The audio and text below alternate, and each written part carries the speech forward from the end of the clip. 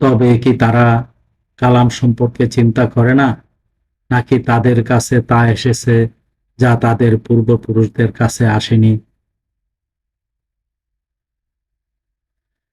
বা তারা কি তাদের রাসূলকে না চিনে অস্বীকার করে? বা তারা কি বলে সে উন্মাদ?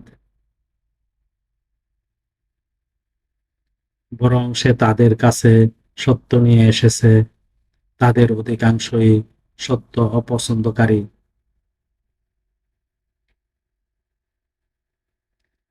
এবং যদি সত্য তাদের প্রবৃত্তির অনুসরণ করত, তবে আসমান জমিন ও তাদের মধ্যস্থিত সবকিছুই বিনষ্ট হতো।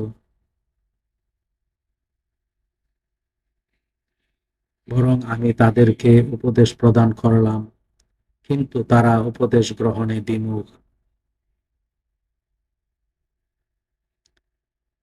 অথবা তুমি কি তাদের কাছে প্রতিদান চাও?